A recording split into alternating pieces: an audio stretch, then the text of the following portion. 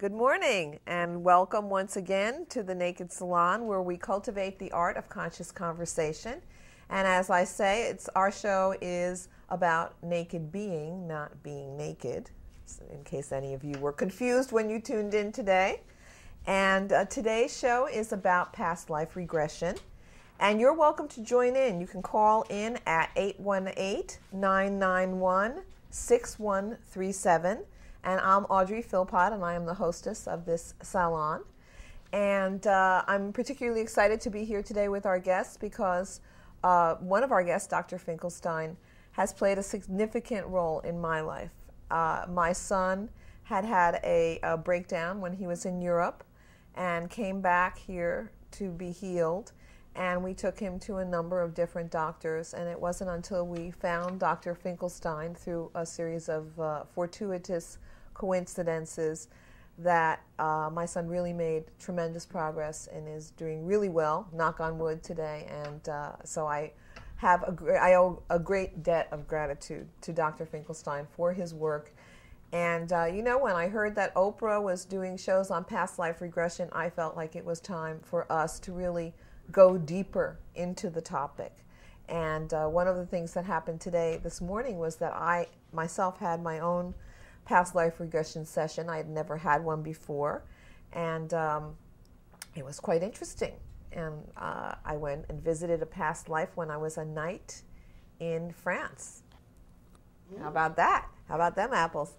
And it was, I was a knight. I was involved in the Crusades and a nobleman, and had the experience of just before my death and how I died in a joust. And then I got to ask some questions and see some other lives as well, and see how those lives really inform this life. And so it was, so now I can speak from my own experience as well as my intellectual knowledge about this topic.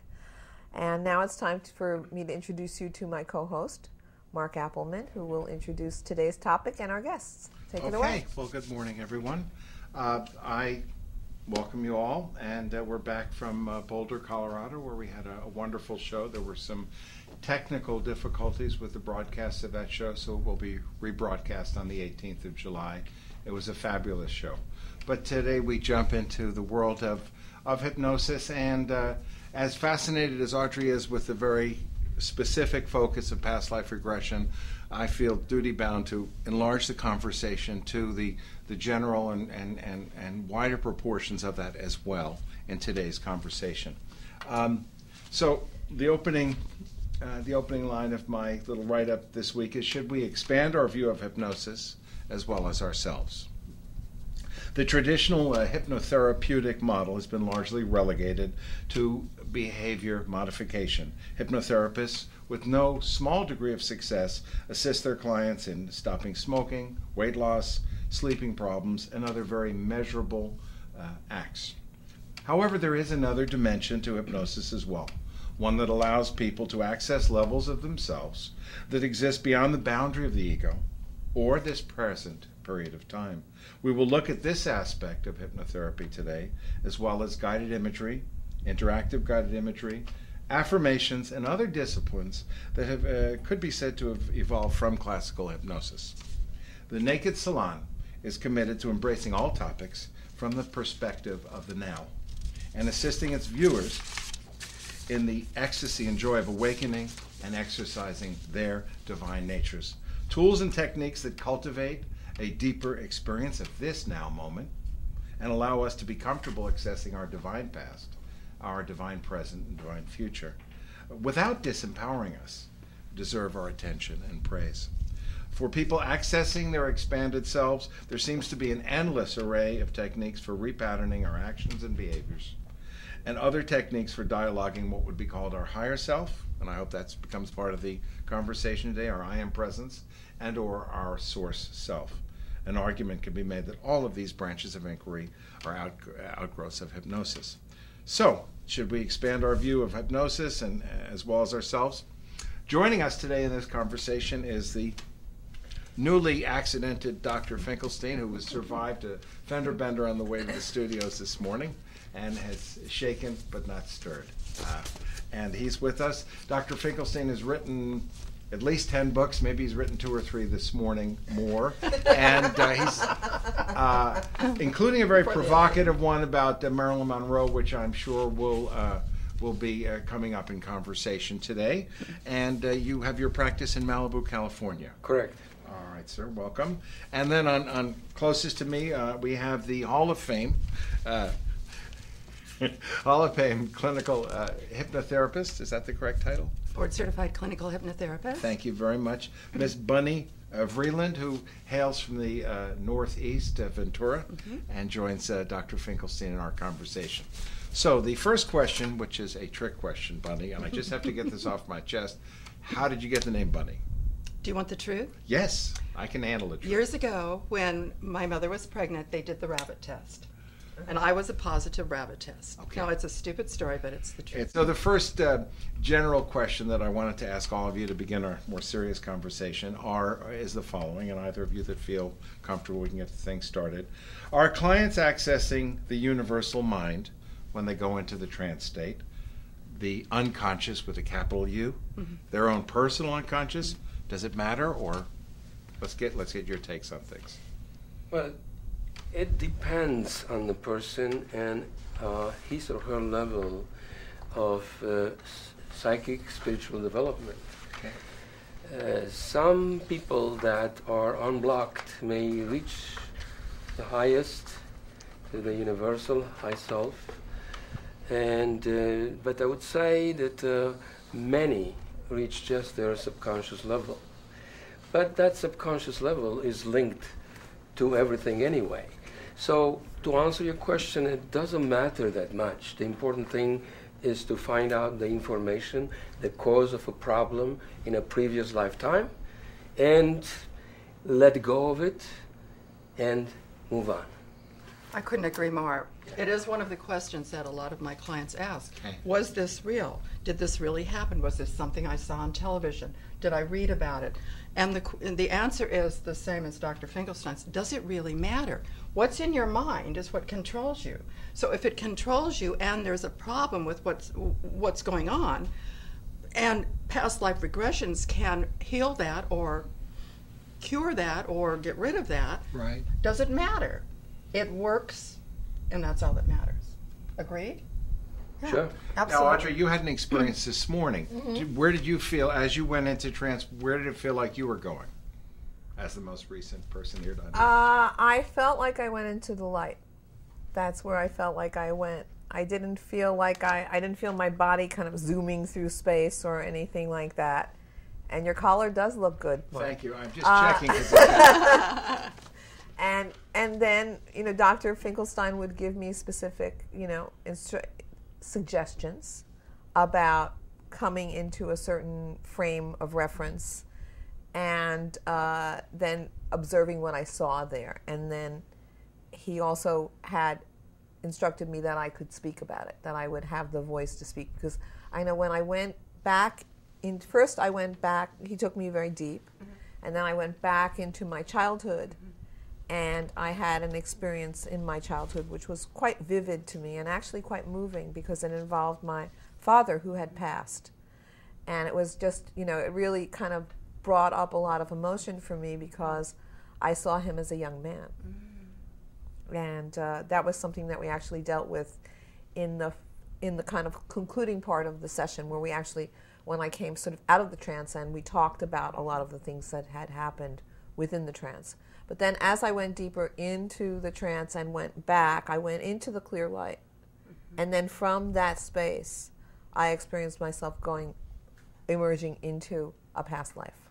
And as Dr. Finkelstein explained to me, I emerged at a point just before my death, and in that lifetime.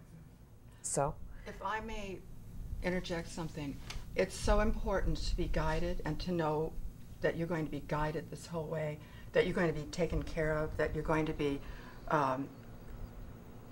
that nothing's going to happen, that the therapist is going to be totally there for you. A lot of people are afraid of past life regressions.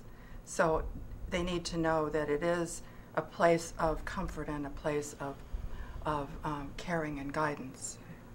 I agree totally, and I felt very comfortable. I did notice, there were some fears that came up. Oh, what if I don't like what I find out? That kind of, those thoughts. But I just let them go.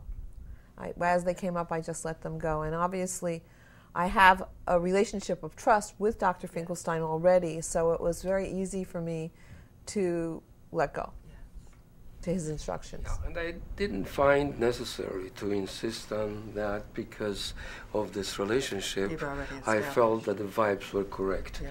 So, but if it were somebody new, somebody concerned. New, I would insist on that, and I would give them like a cocoon of light of protection, and that would bounce away any negativity, filtrate out negativity from within.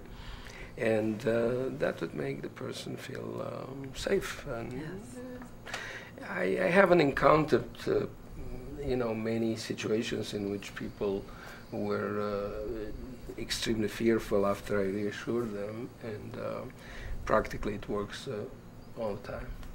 When you reassure them, they have rapport and they have trust. Right. But when they first call you or when they first speak to you, there might be a little hesitancy.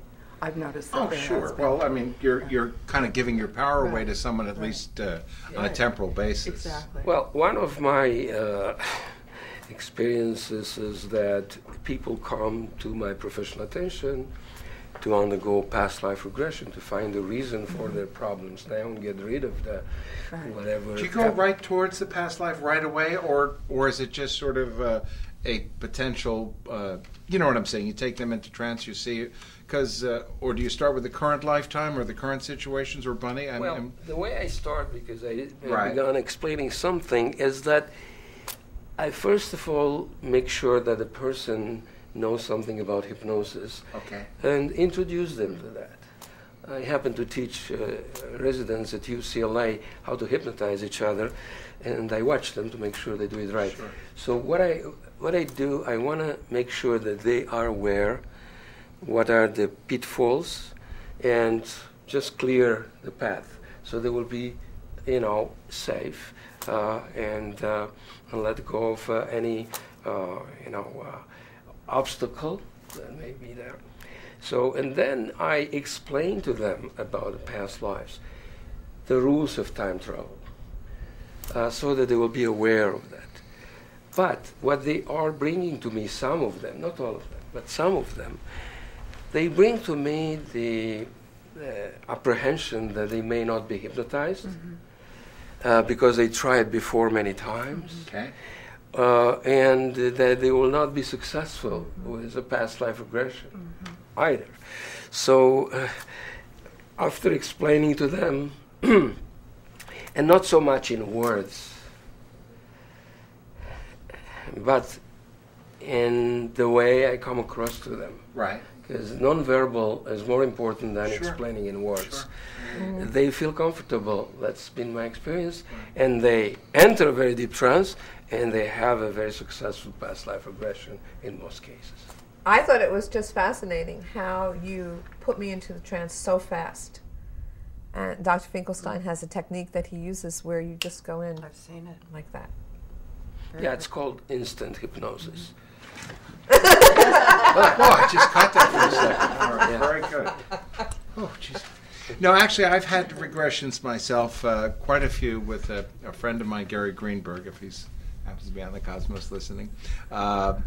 This was not a clinical setting. It was more like a hippie setting, but it was working. And I was fascinated because at a certain point I was in a French lifetime and this and that, and he says, describe yourself, the colors, what you're wearing, this and that. And I said, well, it's kind of like a blue sweater. And he said, well, isn't it more like purple? And I went, whoa, because he could see the same thing that I could see, which probably was of a greater effect to my consciousness than whatever I personally experienced during the session. In other words, just the fact that there was sort of a universal pictograph cinemascope that he had accessed as well. Is this something that you folks have experienced from time to time? As a matter of fact, it's very interesting. At one time, I remember somebody got very excited about a doorknob, which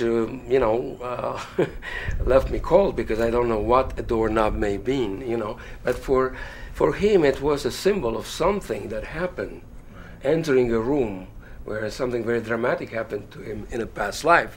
So that doorknob was very important. Right. And I didn't understand. After I asked some questions, I realized why. Uh-huh. And Bunny, do you have I've that? had many times when I've seen and been in the scenario that they're describing. Years ago, I had a woman who was an artist who called me. She'd been in an accident and she couldn't get back in her car. So I just had this picture of it. Mm-hmm. And we got together and I asked her to describe the scene for me, the accident scene. I did hypnotize her and I went with her into this past life where she was with her cat. Mm. And I couldn't figure out what was going on. So, I mean, this was one of many, but I said, "Do you have a cat?" And she said, "Yes." And I said, "Do you love your cat?" Words just start coming out of my mouth, and I didn't know why. So we got to the point where we got her in the car. I told her to stroke the front of the car, the seat, like her cat, and all of a sudden she could see this picture in her past life. And we're doing this in our heads, mind you. It's not a real scenario. Right. And all of a sudden, she takes me into this scenario with her cat when she was in Egypt. And the whole picture came together. I won't go into it because it was quite lengthy. But all of a sudden, she's able to drive her car. She's able to perform like anybody else and get on with her life. It's just amazing, the funny little twerks that we put into our mind, like a doorknob, like a corner, like a cat, like a church. I had a man who had a phobia about churches. Took him back into another life and found that he had, a very humiliating experience in a church. Completely regressed it, and his daughter wanted her church wedding, wanted her father to give her away. He couldn't do it.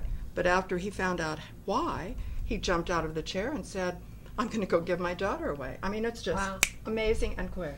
Is it a question of going back through these events that the release takes place, or is there art to what you folks are doing? You get them to address that issue, or is it sometimes it's spontaneous? I think that most of the times it's spontaneous, and we have to just reinforce it to say, well, now this, you understand, was in the past. There's no reason to worry now. Gotcha. So you're just sort of... So just let go of it and switch your energies into what is meaningful for you, where they properly belong, and into your mission in this life. What's for you to understand, to learn, to do in the master plan, and derive more joy, peace, and love as a result of that. And we finished that. It's finished. It's done. So be it. So it's sort of a reinforcement. That's what I do usually. Some other times it takes longer. And, you have to continue, because one session or two or three may not be enough. Mm-hmm. In order to perform a past life regression that's very useful to an individual, you have to have sufficient time usually. Yes. And that entails, according to me, and I saw the other day, Oprah Winfrey show with my friend Brian Weiss, that it takes him and it takes me to about 5 to 10 sessions to be able to accomplish that. But, it varies. Sometimes you do it in normally during that time period, are there 2 or 3 specific things that, let's say, are holding people back from their highest or most universal self that you're working on doing? Or just in general, this is just an environment where the self just rebalances itself out? Or do you feel it's specifically going after specific things? Yeah, there are some blocks, emotional blocks that stem from a past life, and you have to remove them, whether they have to do with a fear, as we heard from Bonnie, or it may have to do with a loss of a person that was very dear, or loss of self-esteem for some reason. So you have to find out specifically what it's all about and guide the person. So I guess what we did today, it's something that pertains exactly what I was just said, is finding out if there's something there. And many times many times, which is very interesting, maybe other hypnotherapists are experienced with that, Bonnie too, you want to find blocks in a past life, and you don't find blocks because you run into a person usually that's more spiritually evolved, and you're looking for blocks to get rid of in a past life. There are no blocks. The person's giving you a beautiful life before, right? Yeah, I mean, I That's what you experienced did. my life as being a very beautiful life, and Yeah. that even when I died at the end, you know, when I got the joust through the heart, you know. Not your top moment in Well, your yeah. lifetime. Well, it was, you know, everybody has to die somehow. That's Let's right. face it. But it also, I just had a little aha moment while I was sitting here about this concern about my heart in this lifetime. The connection. There is a connection that just actually, and one of the things that Dr. Finkelstein said to me is that things will process for a while, and that realizations will come to me for a while after I had this experience, and I just had one of those. Expansion of yourself. You've brought more of your subconscious, unconscious, big you, unconscious, something into your conscious mind, and therefore your operating system is altering now. So it's a wider, upgraded operating system. Which is also a good reason, as Dr. Finkelstein Yes. said, to continue your sessions, because what's going to come up the first session may be leading Just the up tip to of the iceberg, so right, to speak. exactly. Sure. Exactly. Right. Yeah.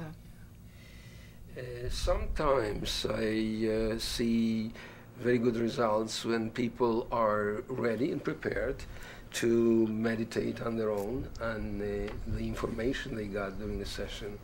And it's surprising and amazing how much more they get these pieces of puzzle, so to speak, that fall into place tenfold or more, that makes sense to them and helps clarify what they didn't get enough in the first session. So that's why I advise people to do that, but it's not in exchange of having more sessions with the therapist, usually. Now, you had one client that you were with for 7 years, this Canadian singer. Sherry Lee Laird. Thank you. I didn't can remember the name exactly, but why don't you talk a little bit about that? Maybe pick up the book for the studio cameras here. It's Yeah, if you can hold the book up, then we can get a good shot of it. It's Marilyn Monroe Returns, The Healing of a Soul. Anyway, this is the book, and well, it was about 8.5, maybe close to 9 years ago, that I get an email that was pretty strange. Somebody is suffering of nightmares and flashbacks of having lived before as Marilyn Monroe. Mm-hmm. She is a renowned singer from Canada by the name of Sherry Lee. And she was rated on the top 10 with her song No Ordinary Love in Europe and Canada. okay. So she attempted twice to commit suicide as a result, and she wanted my help. So she So- felt kind of afflicted by this experience that she was having. Yes. So my first reaction was, as a physician and as a therapist, to see how I can assist her. Okay. I asked her to come to Los Angeles. She was in Toronto, so she couldn't come for some passport problem. So we started working intensely, exchanging hundreds and thousands of emails, hundreds of telephone calls. Eventually, I went myself to Toronto, and under video camera, I regressed her into past lives, and we have about 50 hours of this kind of work done. And under that hypnosis that was very profound with her, she revealed many details, very factual pieces of information of having lived as Marilyn Monroe from the life and legacy of Marilyn Monroe. But how did I make sure that she doesn't have the information extracted from public record? So there is a method in hypnosis, which is the induction of selective amnesia, which works the best with people that reach very deep levels of trance, like somnambulistic. You ask them, for instance, to forget about finger number 3. And then you ask them to count the fingers of this one hand. And they are going to count 1, 2, 4, 5. By the same principle, Right. you ask under deep hypnosis to have forgotten all the information obtained from public record, such as movies, books, magazines, you name it. Okay. And if she's really what she pretends to be, Marilyn Monroe reincarnated, she will tell me her story, which would be unadulterated. And to my surprise and some shock, I realized that she is answering me correctly hundreds of carefully selected questions, like you're preparing questions, Yes. I prepared questions, that were backed up by corresponding emotional response too. So it's not just factual So information. she but passed your sniff test as Yeah. well as emotional experience. Like, for instance, when Jack Kennedy left her Right. under hypnosis, which was presented in CNN, MSNBC, and BBC and other media, you can see her really crying, tears rolling, and suffering and screaming, "No, no!" It's Wow. on your website. And she's gripping my hand, and I feel like my hand is breaking. She was so emotional. It cannot be. I felt like myself goosebumps. And the real manner in which she died was disclosed. That she wasn't, killed by the Kennedys or the FBI or the CIA or any other person. Her doctor. He was an innocent Jewish psychiatrist like me. He wasn't a fighter, he was a lover. But anyway, and she discovered that under deep hypnosis, and she could let go of it. She tried so many times to kill herself even before.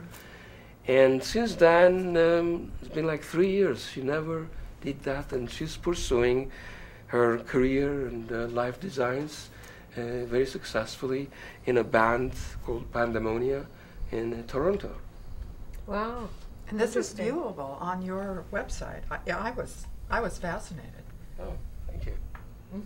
So that soul came back into this incarnation in order to complete something, would you say, that Marilyn returned in the body of this woman in order to heal that lifetime? Yeah, excellent. You see, I'm a physician. I was trained at the Hadassah Medical School in Jerusalem. And then I trained at the Menninger School of Psychiatry in Topeka, Kansas, and I graduated with a thesis on mind over matter. So for me, what's important is the healing aspect. Yes. And to make a diagnosis, you use not just one sign, you use many signs. One of them was through hypnosis, as I explained. Another sign was through biometrics of the facial architecture, of the bone facial architecture, because that is very relevant and was mentioned by other workers in the field, like Ian Stevenson, the chairman of the Department of Psychiatry at Virginia School of Medicine, that these features are transmitted from one lifetime to the next. They remain constant for some reason. It's like it's an energetic DNA that doesn't belong to the current parents, that is transmitted over and over. And it stays constant in the face grid, like the FBI face grid, like the security systems do, so that a picture and the person would match each other more than they would match anyone in the world. Right. And this is what was demonstrated and duplicated also by a Harvard researcher, Mr. Paul von Ward, and he wrote a book recently confirming my findings about Marilyn Monroe through the facial grid. There is another aspect besides hypnosis and the biometrics that is very important: coincidences. For some reason, coincidences abound. Like why Sherry Lillard contacted me. She was 35 going on 36, the fateful time when Marilyn died. I see. Okay. Fascinating. I bumped at Cedar Sinai into a guy, 74-year-old, a former actor in Hollywood, and Mr. Jordan, and he's telling me that he wrote a book on Marilyn Monroe, and he was one of her lovers. Okay. This is a good point to maybe bring it back out of the Sure. specific tale here, which is amazing. And because he wrote the book and he was one of the lovers. And this happens a lot with hypnosis. It does. Where everybody accesses a pretty famous archetypal person. Like most women are, frankly, and I'm not saying that this isn't the lady that actually was, but a lot of people will access being Cleopatra or being some famous person in that. And could it very well be that there is an energetic field around an individual person, like a Jack Kennedy or a Marilyn Monroe, that we sort of interface with? Like a lot of people were having dreams of having sex with Bill Clinton, and some actually weren't dreams. Exactly. But I mean, in other words, where someone's being is so projected, or a guru, or a major figure in our lives or in the collective life, and everybody seems to be able to hack in or access the DNA material of that person and experiences that as a thing. Yeah, there are more signs that I didn't get into yet, but as I said, the diagnosis you make in medicine only when you have enough signs, and then you come up with the right healing, and the person gets well. Now, what I want to say is that there are two types of reincarnation. One is called the real reincarnation, and the other is the landmark reincarnation. Is that kind of what you're referring to? Yeah. Okay. You're referring probably to that when you're talking about the energetic field. Like, for instance, I used to be a Levi at the time of Moses, and I thought I'm Elkanah, which was one of the sons of a great Levi there. Yeah, I mean, everybody's Okay, been with right, Jesus. Like, right. everybody. But I wasn't Elkanah. Right. I was just borrowing his name because I was in his tribe. So that's a landmark reincarnation. So that kind of explains that some people may have had Egyptian lifetimes, and then that's why they relate to that figure of Cleopatra. Believe me, I've done in 30 years of experience with past life regression about 5,000 individual cases, and I haven't run into more than John Doe and Jane Doe most of the time. Okay. So it's not like the No, that celebrities is somewhat don't have reassuring right. to me because Yeah, you hear But very people. disappointing. But to them. celebrities Right, have right. right, exactly. Celebrities have the right to reincarnate too, like anyone else.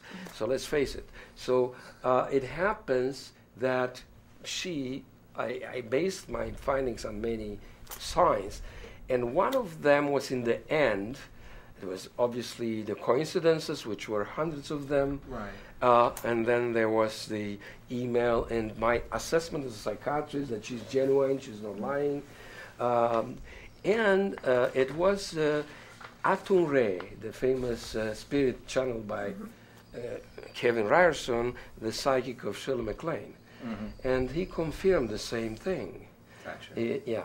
And one of the coincidences worth mentioning is that I did a past life regression on myself about 8 years ago, and I found out that I was somebody by the name of Antoine Daquin, a noble doctor at the court of King Louis XIV, and I was taking care of Louise de la Vallière, that was very sick. She was dumped by the king after 6 years of being his first mistress.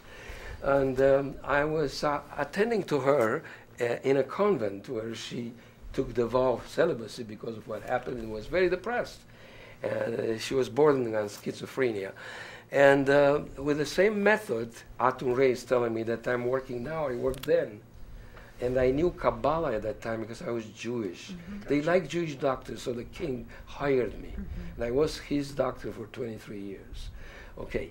And I had a very bad experience when I visited 3 weeks ago, Paris. I was in the Versailles Palace, and I went into the bedroom of the king with my wife, and all of a sudden I felt like fainting.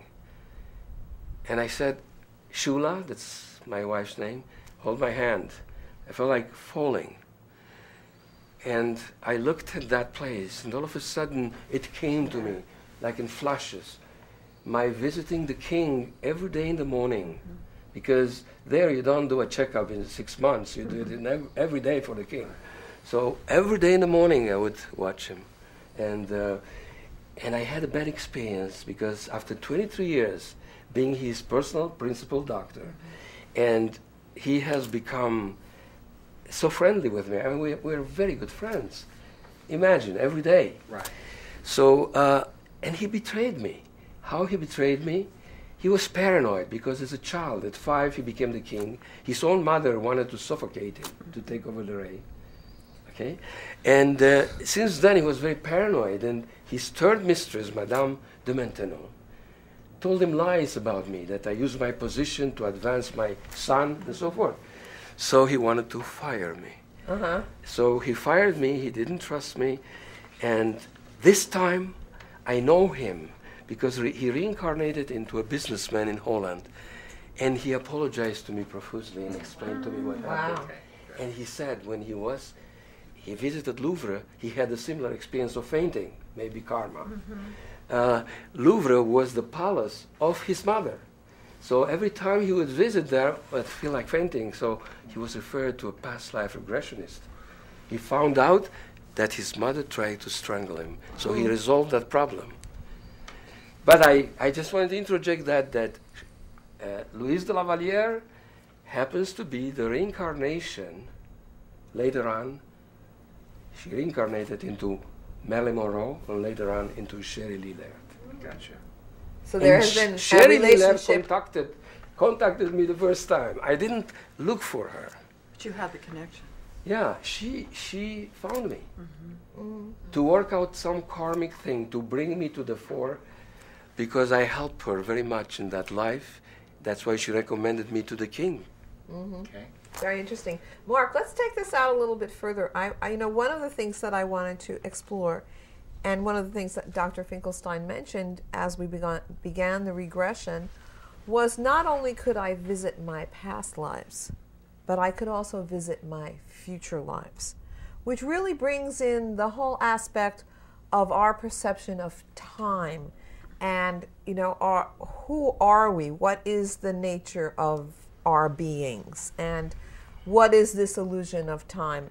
And perhaps you'd like to frame that question a little bit better, Mark. I don't know. As you're describing all this intricacy, it's amazing on one level. On another level, I'm seeing this gigantic being that you stretched to the beginning of existence itself. And this is a relatively, it's a mundane thing. As cool as it is, as interesting as it is, as fascinating as it is, which it is. There's another broader expansion of self that's taking place in the now and in our future. And to me, the question is, to reframe it a little bit, how can the past inform our now? Because now is where we are thriving, growing, and perhaps permanently leaving behind our past stories, because we have to. To a certain degree, we cannot be the person that's connected to the person that's connected, to have that full breath that Eckhart Tolle would want us to have, or that Oprah even would want us to have, at least this week. So there has to be a more Catholic, and I mean in the widest sense, a more rapacious desire to live in the now. So how I heartily concur, and I had a gas and an amazing experience. I mean, I spent so much time visiting this one fella. I mean, always back, it was obsessional. And then I went to another woman. I wanted to know what my mother, father, every key person was. There was a certain point where I kind of got it. I kind of got the frameworking. And that was like, that's really interesting. And what I was left with, go ahead. And then what did it do for you? It just gave me a wider sense of self and a broader sense of confidence to explore the fuller potentiality of what I was. Did it clear up any of the questions that you had? Well, I wasn't going particularly feeling that I was really missing something, or I was more of just an innate curiosity, at least in my particular case. Some It was people just come to so see fascinating. It is why fascinating. you would feel it. And frankly, I was on an acid trip once, and I just started playing the piano, and I couldn't understand it because I'd never played the piano Taken a before. lesson in my life. And it was the drugs, it turned out. No, but the thing was, after that, I began to play, and that was like an experience of some access to music before. And I knew that, and I couldn't argue with myself about that. So that sort of was one of the things that triggered it. But I mean, I have spent time, my wife, at a much less professional level than yourself, took an introductory hypnosis course, went and did the practicum in interactive guided imagery, which is a fascinating Rogerian sort of form of communicating. There's with some two local people here that started one form of it, and it had been recommended by Dr. Weil, where one just, in a very passive respect, speaks to one's own higher self about developmental possibilities. And it can come through any series of symbols and that sort of thing. So I did want to try and move things a little bit into this wider sense. Right, and also into the sense of this question about time, the reality of time, and how you see that, given that we're able to not only go into the past, but also go into the future. You see, as they say, past is history, future is mystery, and the present is a gift. That's why it's called the present. So, but the thing is, I agree with you. There is no time in the universe. It's something that it's made by us in order to lead our terrestrial life here. Yes. We have to look at the oneness of all things, all creatures, including past, present, and future. So there's not such a thing as past lives. I would call them parallel lives. Good. This is closer to where I'm processing at this point. So it doesn't matter. The important thing is to be able to watch or to witness that huge panorama of lifetimes that you have alone and with your soulmates. And in my view, I talked to Sheila MacLaine at one time, and she read my books. With you, probably ran it through at the gym or something. She read my books. She likes. Well, she read. But sure. anyway, she was telling me that she believes in soulmates, and she wrote books about that. So I composed a song about that, and she liked it. That basically we're here to rehearse with our earthly soulmates in order to prepare ourselves for higher vibrations of being one with that high self once we're unblocked. Okay? So, and day by day is going by, and you and I, we say goodbye. And this is always my refrain. Until my love, we meet again. And so forth. But the beautiful. thing is, thank you.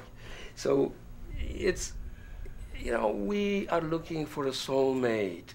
And I gave a speech yesterday to a young group, and they were asking, how do I find a soulmate? Dr. Finkelstein, can you hypnotize me so I can attract the right one? So I say, why do you worry? I mean, being single is fine. I mean, you can get out from both sides of the bed. So But you don't want to. anyway. Good story.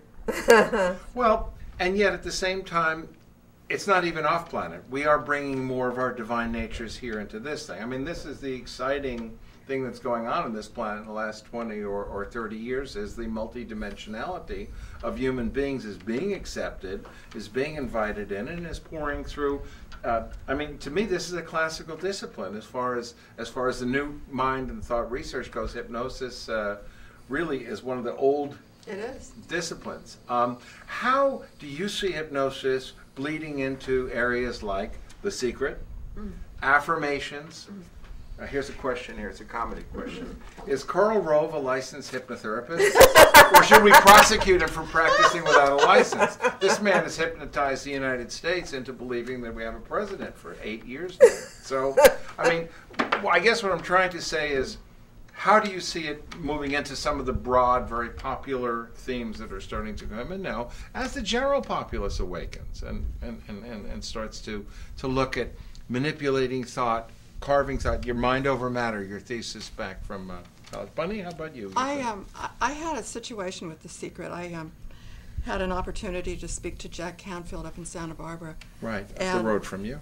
Pardon me? He's up the road from you. Yes, 30 yes. or 40. And I have a number of friends who are authors, and I usually end up going to the Writers' Conference every year, or at least part of it. Uh-huh. And he was there at one of the parties, and I went up to him and I complimented him on The Secret. And he said, which totally stunned me, he said, "Oh, yeah, that was a really fun project.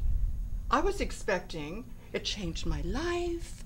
I'm so happy to have been part of this, this magnificent movement." But it was like, oh, it was a good project. It was a fun project. And I got thinking about the Secret. And it did change a lot of people's lives, but it didn't go far enough. And you may have your thoughts on this too. I believe that you attract what you put out. I believe that if you have positive energy, you attract more positive energy. If you have negative energy, you attract more negativity. However, I think there's a place that it stops. Does a 6-year-old child, attract cancer? I don't go for it. I'm not buying that. Do we attract tornadoes, hurricanes, earthquakes, and other natural disasters? I'm sorry, I don't think we do. My own opinion. I could be right or wrong. Right. No, there is I don't no know, right or wrong. but I think the Secret did served a great purpose in letting people know that what you put out in the world is usually what you get back, but it isn't always. And I think they went a little too far, or people took it a little too seriously. How? And okay, that's And your I think opinion. that Dr. Finkelstein has a Okay, I response just too. wanted to just 1 second. But now go back to, besides The Secret, in other words, just in general, how does The Secret process relate to hypnosis or suggestions or the laying in of suggestibility? Is there a tie-in to you, or? Oh, absolutely. It's the subconscious mind. Okay. Whatever we put in our subconscious mind becomes our reality. Right. Now, the difference between hypnosis, guided hypnosis, is that there's a suggestion put in there. A suggestion which might be, past life regression. It might be quit smoking. It might be, but it's a suggestion that most of us don't do ourselves. Most of us can put ourselves into that self-hypnosis place, like when you get in the car and you miss your turn off or your exit, and you think, oh my God, I'm 20 minutes down the road. Right. That's a place of self-hypnosis in a real general explanation. But there's no suggestion there. It's not telling you to change behavior, but it's a start. It's the beginning of, it lets people know what to expect, what the feeling is. Now take it one step further, put in a suggestion or guidance, and then you've got, the power of hypnosis. Right. Okay. Sorry, doctor. From a therapeutic standpoint, The Secret is a nice work, I would agree, but it's only one step. There are several steps before that have to be addressed, especially the blocks, the emotional blocks from this and other lifetimes that haven't been addressed. And the subconscious may not know about. Consciously we know we have to be positive, but subconsciously we act differently. So I want to have a bike the next day, but I'm not having it, as they show in the DVD. To give you an example, a middle-aged lady, was very much hating her neighbor foe. And I advised her under hypnosis to stop doing that and to make peace with her and extend love to her. And, she partially succeeded because she calls me and she tells me, Dr. Finkelstein, I followed your advice. I made peace with my neighbor foe, and she used to have constipation, by the way. So, and my constipation cleared. Holding it in. Holding it in. But now I have diarrhea. I just saw a whole line of products with Yeah, Dr. so- Finkelstein's like diarrhea powder. So what I'm saying is that the secret may tell you there's no constipation, but the subconscious says, oh, I'm not ready for that. Yeah. I'm going to give you the opposite. But there is a point where you're overriding, where you're coming in and you're giving suggestion to override the subconscious, so there can be a breakthrough, that something can happen. I mean, to a certain degree, there are certain issues that Audrey's repatterned already since she had her session.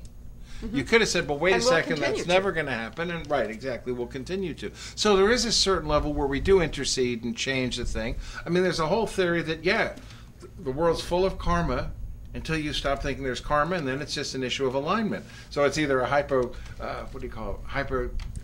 What are plants get, they grow up?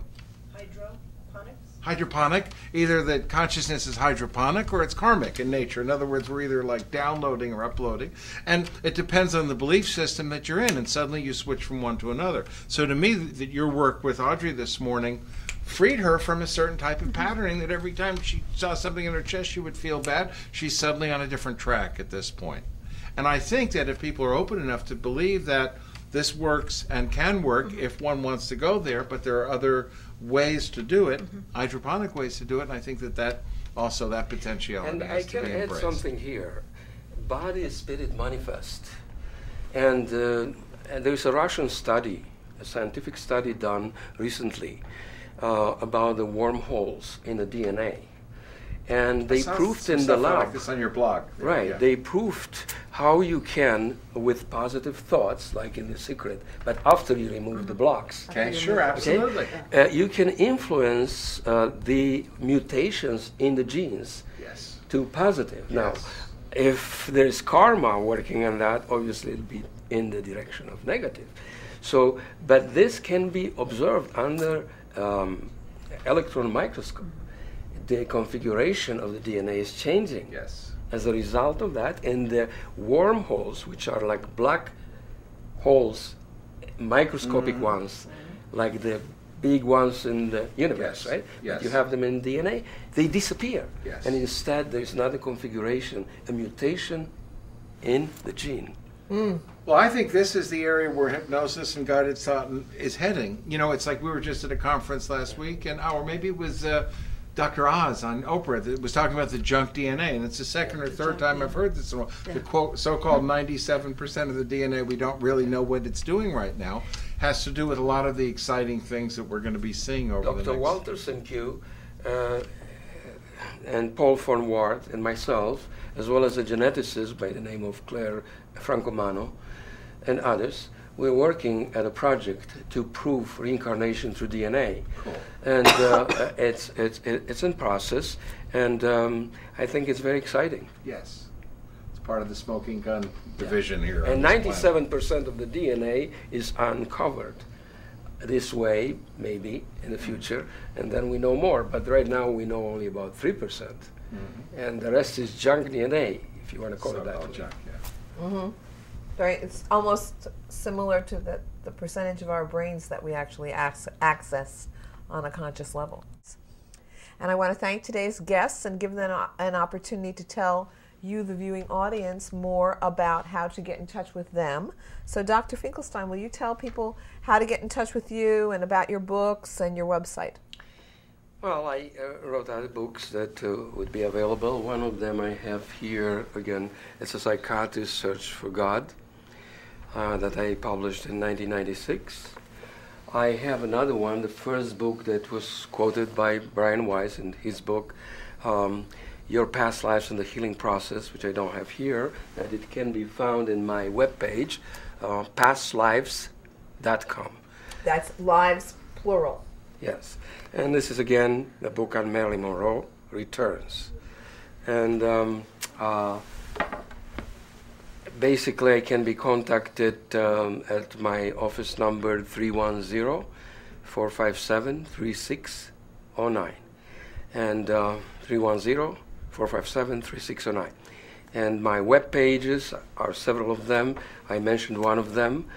One of them is also my name, adrianfinkelstein.com. Thank you.